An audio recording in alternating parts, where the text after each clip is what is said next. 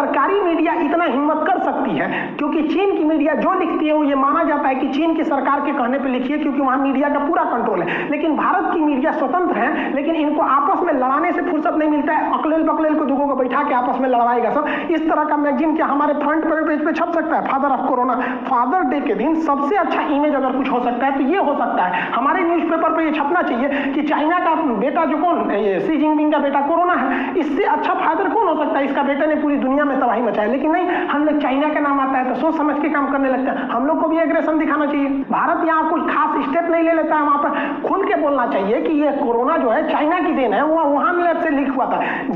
जब श्रीलंका में हो रहे अत्याचार की जांच एलटीटी के खिलाफ यूएनओ में हो सकता है, आतंकवाद के खिलाफ जांच यूएनओ में हो सकता है, हमास इजराइल का मामला, इजराइल ने कितने रॉकेट मारे, कितने मिसाइल मारे, इसकी जांच अगर यूएनओ में हो सकती है, तो बताइए कोरोना की वजह से चाइना ने इतना कोरोना फैलाया, लाखों करोड़ों लोग की जान गई, इसकी जांच क्यों नहीं होगी यूएनओ में? और अगर यूएनओ जांच नहीं कर सकता तो भाड़ में जाए साला, यूएनओ किस काम का है? यहाँ हमारे यहाँ लाशें बिछ गई और हम लोग के भारत के किसी बड़े नेता को आप नहीं देखे होंगे जो खुल के चाइना का विरोध किया होगा। चाइना हर जगह अपना दादागिरी दिखा रहा है, वो अमेरिका को कम्पिटिट करना चाह रहा है चाइना, जबकि हमारे यहाँ सॉफ्ट नीति चाइना के प्रति, चाइना के नाम आते एकदम सॉफ्ट नीति हो जाते हैं। ऑस्ट्रेलिया ने कहा जांच होना चाहिए, ब्रिटेन और अमेरिका ने कहा जांच होना चाहिए। कभी सुने भारत के किसी बड़े पद पर हमारे प्रधानमंत्री को ये आलोचना करते हुए कि ये खुल के बोलते हुए कि वुहान लैब से निकला? इसमें क्या डर रहा है भाई? जबकि हमेशा उसको फायदा होता है, व्यापार से बंद होगा व्यापार, उसको घाटा हो जाएगा। लेकिन नहीं, मोदी जी भी जब गुजरात के सीएम थे उस समय इतना एग्रेसिव रहते थे, भाषण देते थे कि चीन को ऐसे सबक सिखाना चाहिए। अब तो खुल के स्टेटमेंट नहीं देता है। हमारी सीमा पर चाइना घुस गया, जब उसकी बड़ी टेंशन थी, चर्चा थी, उस समय और उसी इश्यू को लेकर के हमारे फॉरेन मिनिस्टर चाइना गए। चाइना जाके क्या बोले?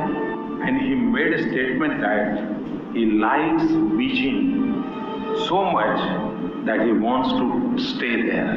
ये हिंदुस्तान के फॉरेन मिनिस्टर के पराक्रम है। चाइना आपके यहाँ घुस जा रहा है, आप बातचीत करने के लिए गए हैं और वहां कहते मुझे बीजिंग इतना अच्छा लगा, मैं वहीं रह जाऊं। क्या मेरे देश का विदेश मंत्री बीजिंग की आरती उतारेगा क्या?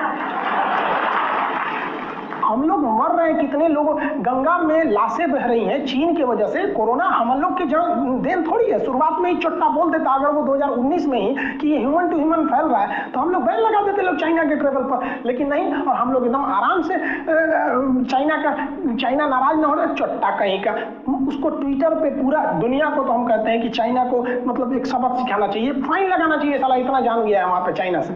आप बताइए क्या भारत सरकार को एग्रेशन लेना चाहिए कि नहीं लेना चाहिए?